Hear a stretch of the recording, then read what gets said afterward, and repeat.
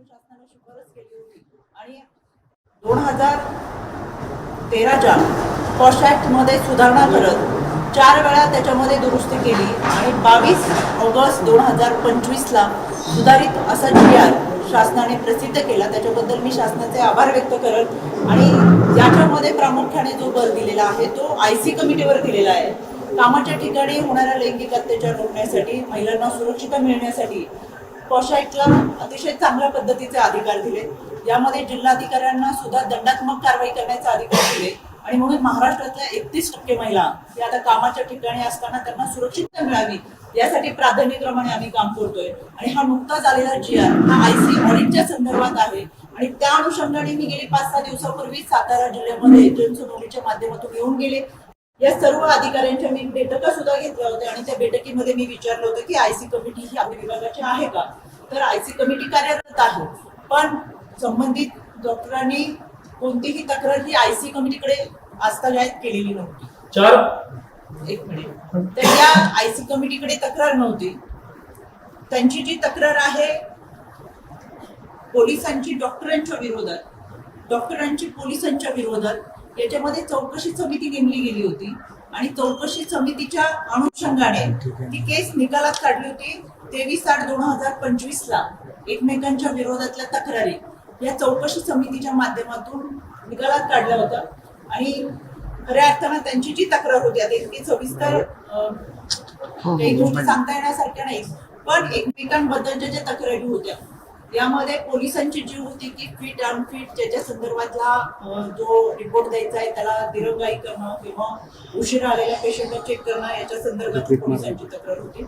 आणि यामध्ये डॉक्टरांची सुद्धा अशी तक्रार होती की मला अशा पद्धतीने फिट किंवा अनफिट काही वेळा रात्रीच्या वेळेस आरोपी आणले जातात आणि त्याच्यामुळे त्या कामाच्या वेळेतच आरोपी तपासासाठी आणले गेले पाहिजेत अशा पद्धतीने एकमेकांच्या विरोधातल्या तक्रारी होत्या।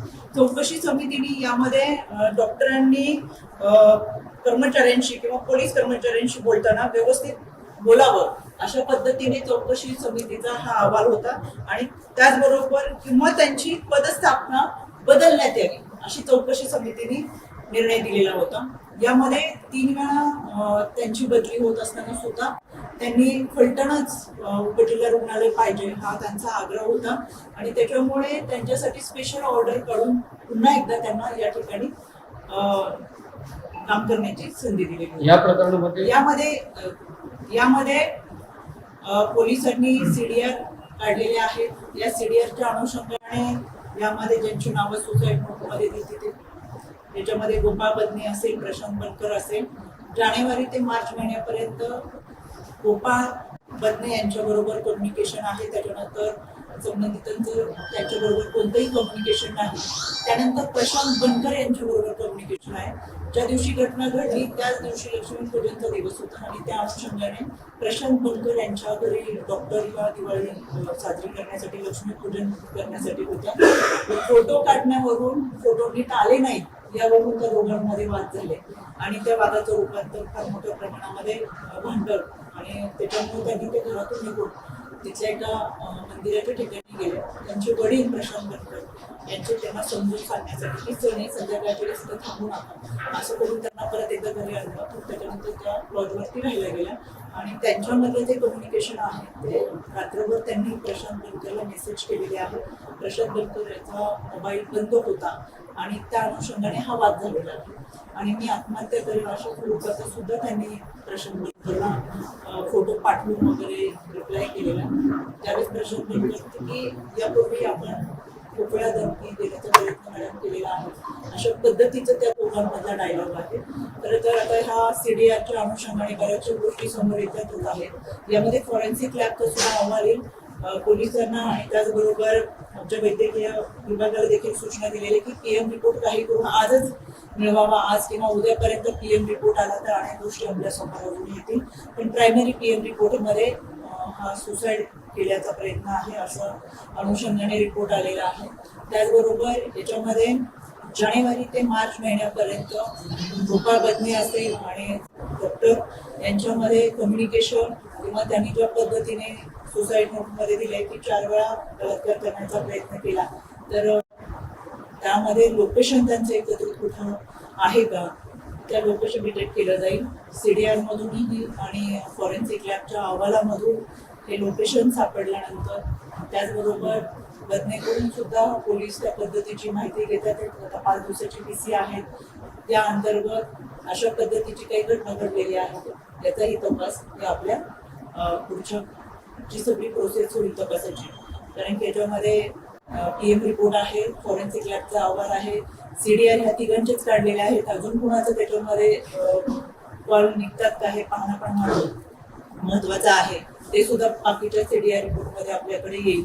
त्याच्यामुळे या अनुषंगाने पोलीस तपास करत आहेत. मॅडम, पहिली तक्रार नेमकी कोणाची होती? यामध्ये महिलेची पहिली तक्रार असल्याचं कळतंय, पोलिसांची दुसरी तक्रार होती असं सांगितलं जाते. तुम्ही आता चौकशी केली, नेमकं पहिली तक्रार कोणाची होती? याच्यामध्ये डॉक्टरांची पहिली तक्रार आहे. पण जनरल डायरी करत असताना मे महिन्यामधलं रेकॉर्ड जे आहे ते पोलिसांनी नमूद केलेले आहे. त्याच्यामुळं जनरल डायरी ही मे महिन्यातली आहे. त्याच्यानंतर डॉक्टरांची तक्रार जून मध्ये आहे आणि जुलै मधली ही पोलिसांची. 4 महिन्यापूर्वी त्यांनी अर्ज दिला होता आणि त्याच्यावर काय कारवाई झाली हे माहितीच्या अधिकाऱ्यांनी त्यांनी माहिती मागितली होती, मात्र त्यांना काही मिळालं नाही असं त्यांचं म्हणणं. 4 महिन्यापूर्वी जी तक्रार त्याच्या संदर्भातच मी आता बोलले. एकमेकांच्या विरोधात त्यांची तक्रार होती, त्याच्यासाठी चौकशी समिती स्थापन केली होती आणि या चौकशी समितीने जे आता मी तुम्हाला अहवाल वाचून टाकतो की त्यांच्या पोलीस अधिकाऱ्यांशी बोलताना त्यांनी व्यवस्थित बोलावं किंवा त्यांची पदस्थापना बदलण्यात यावी अशा स्वरूपाचा चौकशी समितीचा हा अहवाल होता. त्याच्यानंतर ही केस निकालात काढली होती. जो आरोपी आहे तो फलटण पोलीस दलातलाच आहे आणि याचा तपास देखील फलटण पोलीसच करतायत. निष्पक्ष पद्धतीने हा तपास होईल असं वाटतं का? वेगळं काही यंत्रणा करून याचा तपास व्हावा यासाठी पाठपुरावा शेवटी जरी त्यांनी पोलीस म्हणून काम केलं असलं तरी ते आरोपी म्हणूनच आता पोलीस तपास करतात. सुरुवातीपासून आपण पाहत आहे 2 दिवसामध्ये दोन्ही आरोपींना अटक केलेली आहे. याच्यामध्ये CDR असेल आणि त्याचबरोबर फॉरेन्सिक लॅबचा अहवाल असेल, या अनुषंगाने ही कारवाई होईल. पुण्यात सुद्धा नोंद झालेली आहे. त्याच्यामुळे हा जो तपास आहे तो पारदर्शकपणानेच होईल. त्याच्यामध्ये स्वतः SP असेल, DYSP असतील, सायबर असेल, हे सगळे एकत्रित ह्या घटनेचा तपास करतात. आमचं स्वतः राज्य महिला आयोगाचं या तपासाकडे लक्ष आहे. आम्ही दररोज त्याची अपडेट घेतो. त्याच्यामुळे हा तपास होत असताना ज्या काही सूचना आम्हाला करायच्या होत्या पोलीस विभागाला आम्ही केलेल्या. तर या ठिकाणी त्या महिलेला त्रास होत होता का, याबाबतची काही चर्चा केली का तुम्ही? पोलिसांच्या आणि डॉक्टर महिलेचे खटके उडताना पाहायला मिळत होते, अनेकदा वाद झाले फिट अनफिटच्या वरून. याबद्दलची तुम्ही चौकशी केली का आता? मी IC कमिटीला आता बोलवलं होतं. IC कमिटीचे सगळे मेंबर हे संबंधित डॉक्टरांबरोबरच एकत्रित काम करत होते. अगदीच की एकत्र टिफिन खाण्यापासून दिवसभराचं कामकाज किंवा ट्रिपला जाण्यापर्यंत ते सगळे एकत्र असायचे. त्यावेळेस त्यांनी सांगितलं की कोणत्याही पद्धतीने असा दबाव आहे किंवा फिट आणि फिट सर्टिफिकेट बनवून द्यावं असं कोणी काही त्रास देते किंवा इतर कुणाचा मानसिक त्रास आहे असं कधी आम्हाला डॉक्टरांनी बोलण्यात आलं नाही. आणि आम्ही कायम एकत्र ग्रुपमध्ये राहत होतो. अगदी जेवण एकत्र करण्यापासून फिरायला जाण्यापर्यंत दिवाळीत सुद्धा त्यांनी खूप चांगल्या पद्धतीने एन्जॉय केला असं त्यांच्या बरोबरच्या सगळ्या डॉक्टर महिलांनी सांगितलं. त्याच्यामुळे त्यांनी सांगितलं की आमच्यासाठी हा आश्चर्याचा धक्का आहे की असं कधी आम्हाला जाणवलं नाही की त्यांच्यावर कुठला दबाव होता किंवा तशी पद्धतीची वाच्यता किंवा बोलणंही त्यांनी आम्ही एकत्रित असून कायम एकत्र राहत होतो तरी कधी केलेलं नाही. त्याच्यामुळे आमच्यासाठी हे सगळं धक्कादायक आहे. IC कमिटीकडे कोणती तक्रार कधीच नव्हती. IC कमिटी ही ऍक्टिव्ह कमिटी आहे आणि मी स्वतः 8 दिवसापूर्वी येऊन ह्यांच्या IC कमिटी चेक केलेलं होतं. पण IC कमिटीकडे कोणत्या पद्धतीची तक्रार, हे सगळे एकत्रितरित्या पारदर्शकपणे तपास करतात आहेत. त्याच्यामुळे तशी काही गरज वाटली तर आपण यासाठी करू. पण तपास आता व्यवस्थितरित्या चालू आहे. फॉरेन्सिक लॅबचाही अहवाल येतोय. सायबर त्याच्यामध्ये लोकेशन डिटेक्ट करण्यासाठी त्यांना त्याच्यामध्ये इन्व्हॉल्व आहे. CDR काढून त्या पद्धतीचं याच्यामध्ये अजून कोणी काही इन्व्हॉल्व आहे का याची चौकशी, एकंदर त्या पातळीवरती चौकशी चालू आहे. पारदर्शकपणे तपास चालू आहे. त्याच्यामुळे जर तशी काही गरज वाटली तर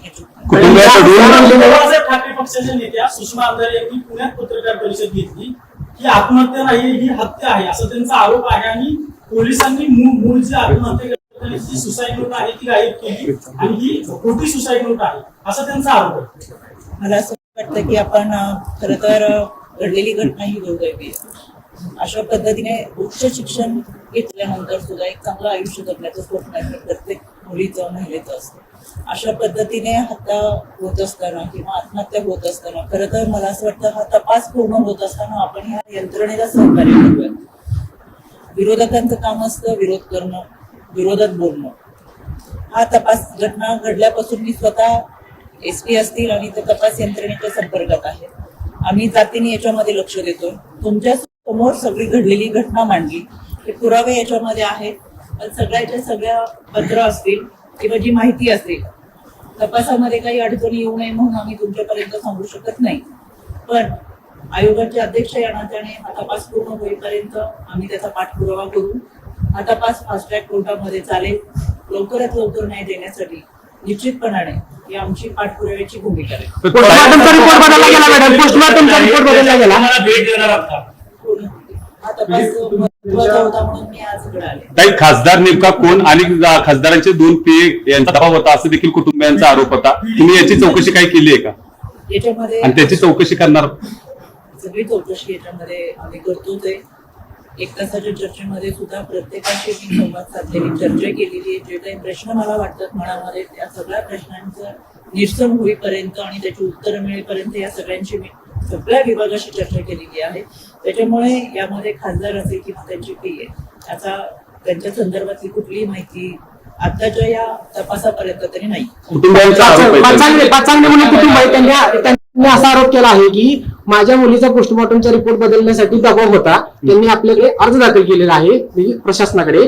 तर त्या महिला म्हणून त्यांना न्याय देण्याचा प्रयत्न होईल का आणि त्या पोस्टमॉर्टमचा रिपोर्ट कुणाच्या दबावाखाली बदलला गेला ह्याची तपासणी होईल का? दुसरी गोष्ट, आपण या प्रकरणामध्ये महिला आयोगाकडून येण्यासाठी किंवा उपस्थित राहण्यासाठी थोडासा उशीर झाला असं वाटतंय का? कसं काय होऊ शकतं? म्हणजे 3-4 दिवसाच्या ह्या प्रलंबित जो काही प्रकरण घडलं, जर मी लक्षच नसतं घातलं, सगळ्यात पहिली स्टेटमेंट माझी होती, सगळ्यात पहिला फोन SP ना माझा होता. त्याच्यामुळे कदाचित आपल्याकडे काहीतरी चुकीची माहिती होती. मग विषयाला वेगळं वळण देण्याचा जर तुमचा प्रयत्न असेल तर पाचांगणे ज्या आई आहेत त्या वहिवाहितीच्या 2 महिन्यापूर्वी हे प्रकरण घडलं होतं. महिलेनं आत्महत्या केली होती. त्यामध्ये जे आर्मी मध्ये आहेत त्यांचे मिस्टर त्यांना 2 महिन्याचं हे पण मिळालं होतं. पण नंतर आता कुटुंबियाच्या कडून असं सांगण्यात आलंय की पोलिसांनी याचा परत तपास करावा, कारण की त्याबद्दल पोस्टमॉर्टमचा रिपोर्ट बदलल्याचा असल्याचा देखील आरोप त्या पीडितेच्या आईने केलाय. याच्या संदर्भात सुद्धा माझं SP साहेबांबरोबर आणि डॉक्टर सगळी माहिती विचारली. खरं तर अशा पद्धतीने कुठलाही PM रिपोर्ट बदललेला नाही. जे काही रिपोर्ट मध्ये येतं तेच पोलिसांनी सादर केलेलं आहे आणि अशा पद्धतीचा दबाव कोणाकडेही कुणीही केलेला नाही. पण संबंधित कुटुंबियांच्या घरची जी मागणी आहे, कदाचित बऱ्याच वेळा असं वाटतं कुटुंबियांना की न्याय मिळताना किंवा आपल्या मनासारखा अशा पद्धतीनेच न्याय मिळाला पाहिजे होता, तो जर मिळाला नाही तर मनामध्ये अनेक शंका कुशंका असतात, त्या बोलून दाखवल्या जातात. त्याच्यामुळे आपण जे बोलताय PMच्या बाबत असं कुठेही काही तक्रार केली होती आणि त्या तक्राराचा संबंधित पोलीस अधिकारी त्रास देत आहेत असं त्यांनी मेन्शन केलं होतं. त्यावेळी जर पोलिसांनी गांभीर्याने त्या तक्रारीची दखल घेतली असते आणि संबंधित अधिकाऱ्यांवर कारवाई केली असते तर ही वेळ आली नसते असं वाटत नाही का? कारण या तणावातूनच त्यांनी हे सगळं केलेलं असल्याचं सध्या दिसतंय. याच्यामध्ये डॉक्टरांनी जी तक्रार केली होती की त्याच जो आता आपण विषय बोलतो की काही सर्टिफिकेट जर ते फिट नसतील तरी फिट सर्टिफिकेट मागतात ते किंवा उशिरा आरोपीला घेऊन येतात. एका पोक्सोच्या केसच्या संदर्भात त्यांनी तपास करण्यासाठी नाराजी व्यक्त केली की मी आता करू शकत नाही. डॉक्टर धुमाळांनी त्यांना काउन्सिलिंग केलं की आपला जॉब आहे, रात्री किती उशिरा पेशंट आलं, आरोपी म्हणून आलं, शेवटी त्यांना ते कोर्टात घेऊन जाणं किंवा त्यांना कस्टडी देणं ह्या सगळ्या गोष्टी कराव्या लागतात. त्याच्यामुळे डॉक्टर म्हणून आपला जॉब आहे की किती उशीर झाला तरी आपल्याला ते पेशंटला चेक करावं लागेल. तुम्हाला जास्त ताण आला तर तुम्ही मला फोन करत जा, मी तुमच्या मदतीला चेकअपसाठी येतो. अशा पद्धतीने त्या दरम्यानचा त्यांचा संवाद सगळा झालेला होता. पोलिसांनी तक्रारची निकाली काढली ती गांभीर्याने घेतल्याचं दिसत नाही. हा, मग तो त्याच्यासाठी चौकशी समिती नेमली. चौकशी समितीमध्ये मी तुम्हाला जो अहवाल वाचून दाखवला, तो चौकशी समितीचा अहवाल आहे एकमेकांच्या विरोधात. आणि मग ती चौकशी समितीचं काम काय असतं? दोन्ही पक्षांना एकत्र बोलवणं, त्यांचे एकमेकांबद्दल काही तक्रारी आहेत किंवा सामोपचाराने बसून एकत्रित त्याच्या संदर्भातली हिअरिंग घेणं आणि त्या निकालात काढणं. मॅडम त्या चौकशी समितीने एकत्रितरित्या त्या दोघांना एकत्र बोलून त्यांच्या एकमेकांच्या तक्रारी आणि त्यांचं काउन्सिलिंग करणं असं करून ही चौकशी समितीने त्यावेळेस तो निकालात काढलेला आहे. त्याच्यामुळे एकदा केस निकालात निघाली की विषय साधारणतः आपण असं ग्राह्य धरतो की काउन्सिलिंग केलंय, हिअरिंग घेतलेली आहे आणि केस निकालात काढली आहे आणि सामोपचाराने हा विषय मिटलेला आहे. जेणेकरून परत एकदा शेवटी सगळ्या यंत्रणा असतात, सगळ्यांना एकमेकांच्या सहकार्याची गरज असते आणि एकत्रितरित्या सगळ्यांनी काम करावं ही ते पाठीमागची भूमिका असते. तर मग त्यांना समजून सांगणं आणि परत एकदा सगळ्यांनी एकत्र काम करावं अशा पद्धतीने चौकशी समितीने त्याच्यामध्ये अहवाल दिला. यंत्रणेत कोऑर्डिनेशन कमी पडलंय का? जी पीडित महिला आहे तिनं आत्महत्या करण्यापाठीमागे मानसिक तणाव, सातत्यानं तिनं कामामध्ये राहणं आणि वैयक्तिक तिचे प्रॉब्लेम्स हे सगळे एकत्र असताना सुद्धा त्याच्यामध्ये पोलीस प्रशासन किंवा त्यांचे जे वरिष्ठ आहेत यांच्यामध्ये संवादाचा अभाव का दिसतो? तसं असतं तर कदाचित चौकशी समिती नेमली गेली नसते. चौकशी समिती ही नेमली गेली. चौकशी समितीने जबाब नोंदवले. चौकशी समितीने त्यांच्या बरोबर काम करणारे जे सहकारी आहेत त्यांचे सुद्धा जबाब घेतलेले आहेत. एकंदर कार्यालय म्हणजे त्यांच्या कार्यालयीन भागामध्ये येऊन तिथल्या त्यांच्या बरोबर काम करणाऱ्या सहकार्यांचे जबाब नोंदवणं, त्यांची तक्रारी त्यांच्याकडून माहिती घेणं, ज्यांच्या विरोधात तक्रारी त्यांच्याबद्दल इतरांकडून माहिती घेणं ही पूर्ण फाईल त्याच्या संदर्भात चौकशी समितीची फाईल आहे. आणि मग चौकशी समितीचा निर्णय काय की तो पोलीस विभागाला आणि डॉक्टरांना एकत्रित बसून त्यांचे एकमेकांबद्दल काही गैरसमज आहे त्याच्यामध्ये काउन्सिलिंग करणं. आणि याच्यामध्ये पोलिसांचं म्हणणं होतं की रात्री उशिरा जो आरोपी पिकअप साठी आणला जायचा तर त्याचा चेकअप. एक क्वेश्चन हाच आहे माझा की रात्रीच त्या आरोपींना या जिल्हा रुग्णालयामध्ये आणण्याची म्हणजे कायद्याप्रमाणे योग्य आहे. रात्रीचे जास्त जे आरोपी आहेत ते पोलीस का घेऊन येते आणि ते कोणत्या केसमध्ये आरोपी होते त्या काळातले?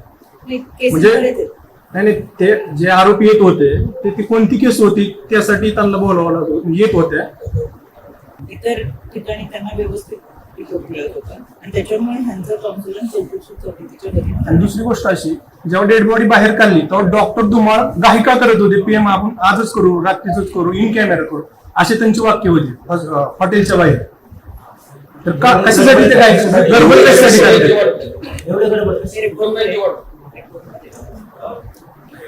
आणि तिथं पोलीस कुणालाच म्हणजे तिथं कुणालाच पत्रकाराला वगैरे येऊन देत नव्हतं. तुम्हाला माहिती नाही घटनास्थळी आम्ही मान्य आहे ती गोष्ट, पण तिथं त्या रात्रीला घाई जास्त चालू होती. इन कॅमेरा रात्रीचा आपण सातारा जिल्हा ग्रामीण भागात विभागला गेलेला आहे. अनेक महिला पोलिसांकडे तक्रारी करायला जातात, पोलिसांकडून तक्रार घेतली जात नाहीये. पोलिसांकडून महिलांना आणि अनेक सर्वसामान्य गुन्हे देखील पोलिसांकडून नोंद करून घेतले जात नाही. 10 दिवस लावतात. तुम्ही म्हणता महिला आयोगाकडे तुम्ही तक्रार करा, मात्र अशिक्षित महिला आयोगाकडे तक्रार करणार कशा? आणि दुसरं पोलीस त्यांची दखल घेत नाही तर अशा महिलांनी काय करायचं? मी स्वतः 8 दिवसापूर्वी त्याच्यासाठी साताऱ्यात दिवसभर बसून राहिले. मी स्वतः जनसुनावण्या घेतल्या. आमचे काउन्सिलर आहेत, आमचे या ठिकाणचं आता ही आयसी कमिटी मगाशी होती ती आमच्या महिला बाल विकास विभाग आहे त्यांच्या माध्यमातून प्रत्येक तालुक्याच्या ठिकाणी समुपदेशन केंद्र आहे. पोलिसांनी तक्रार घेतली नाही तर तुम्ही फोन तरी करू शकता की हा टोल फ्री नंबर आहे, याच्यावर तुम्ही संपर्क साधू शकता. जरी घेतलं नाही तर आशा वर्कर अंगणवाडी सेविकेकडे सुद्धा तुम्ही तक्रार देऊ शकता. ती प्रत्येक घरापर्यंत पोहोचलेली असते. त्याच्यामुळे त्यांच्याबद्दल मनामध्ये काही भीती नाही. अंगणवाडी आशा वर्कर सेविकांकडे जरी तक्रार नोंद केली तरी ती समुपदेशन केंद्रापर्यंत जाऊ शकते. आणि म्हणून ज्यांच्या तक्रारी घेतल्या जात नाही अशा मनामध्ये शंका आहे किंवा तक्रारी घेण्यासाठी टाळाटाळ केले जातात तर आयोग म्हणून आम्ही स्वतः इथं बसलो आणि त्याच्यानंतर मी सगळ्यांना अगदी प्रसार माध्यमांशी सुद्धा चर्चा केली. त्यांना सुद्धा आवर्जून सांगितलं आमचा टोल फ्री क्रमांक द्या, समुपदेशन केंद्र, वन स्टॉप सेंटर, भरोसा असेल या सगळ्यांकडे आपण तक्रार नोंदवू शकता. आणि कुठे ना कुठे ही तक्रार तुमची दाखल केली. आयसी कमिटीचं त्याच्यासाठी मी सुरुवातीचं तुम्हाला GR सांगितलं की नव्यानं आम्ही तो GR आणलाय आयसीच्या संदर्भात आणि तो सुद्धा प्रत्येक घरापर्यंत महिलेपर्यंत गेला पाहिजे, प्रत्येक वर्किंग वुमन पर्यंत गेला पाहिजे. आयसी कडे तुम्ही तक्रार नोंद करा. आयसी आणि LC तुमच्यासाठीच आहे. म्हणून महाराष्ट्रातल्या 21% वर्किंग वुमनसाठी ही सुरक्षितता देण्याचा प्रयत्न या माध्यमातून होतोय. माझी तुम्हाला देखील विनंती आहे, अजूनही आयसी कमिटी हा खूप चांगला ऍक्टिव्ह आहेत. या आयसी कमिटीकडे कामाच्या ठिकाणी ज्या महिला आहेत त्यांना सुरक्षितता मिळावी यासाठीच खऱ्या अर्थाने ते ऍक्टिव्ह केलेत. आयसी ऑडिट करावा असा सुद्धा GR आता काढलेला आहे. आपल्या माध्यमातून तो साताऱ्यातल्या प्रत्येक महिला भगिनींपर्यंत पोहोचावा जेणेकरून वन स्टॉप सेंटर, भरोसा असेल, बीट मार्शल, आशा वर्कर, अंगणवाडी सेविका, आयसी कमिटी या सगळ्या ठिकाणी ही व्यासपीठ तुमच्यासाठी आहेत. त्या ठिकाणी तुम्ही तक्रार नोंद करू शकता. महिला कर्मचारी संख्या जास्त असलेल्या ठिकाणी काही समिती असतात, अशा समिती इथं कार्यरत आहे का? जिल्हा रुग्णालय मी असेल, आता पंचायत इतक्या समिती वेळ तेच सांगितलं कार्यरत आहे का? तेच सांगितलंय मी. तुमचं लक्ष नाही आयसी कमिटी म्हणतात त्याला. महिला कमिटीच्या 10 पेक्षा जास्त सदस्य संख्येची त्याला आयसी कमिटी म्हणतात, म्हणजे इंटरनल कमिटी कमिटी म्हणतात. आणि आता मी तेच सांगितलं की आयसी कमिटीची बैठक एवढंच मी आली. विविध विभाग आहेत बरं का? मॅडम,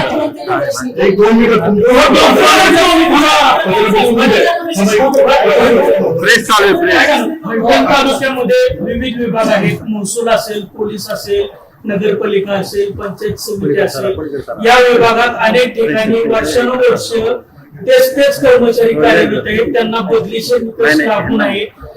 काही जणांची अक्षरशः इथं निम्मी नोकरी झाली. फलटण अगदी पोलीस प्रशासनाचं घेतलं तर फलटण शहरला कार्यकाल पूर्ण झाला की लगेच त्याची बदली ग्रामीण मध्ये होते. ग्रामीण मध्ये झाली की परत तो सिटीला येतो. नाही शक्य झालं जवळचं पोलीस स्टेशन घेतो. आणि एक प्रकारची अनेक विभागातल्या कर्मचाऱ्यांची एक मिरासदारी निर्माण झाली. आणि एक हे झालं की आमचं कुणी वाकडं करू शकत नाही, आमच्या वरपर्यंत हातेला अधिकारी आमच्या खिशात. अशांचा एक सर्वे करून जे असे वशिले तत्व आहेत, जे वर्षानुवर्ष तालुक्यात टळटोकून आहेत किंवा वारंवार आलेले आहेत, त्यांना बाहेर घालवण्याचं काम होणार. नक्की याच्यामध्ये आपण जरूर दुरुस्ती करू. माझी तुम्हाला सगळ्यांना विनंती आहे, लोकशाहीचा चौथा स्तंभ म्हणून आपण सगळेजण अतिशय चांगल्या पद्धतीने समाजाचं प्रतिबिंब हे मांडण्याचा प्रयत्न आपला पत्रकारिता आणि या माध्यमातून करत असतो.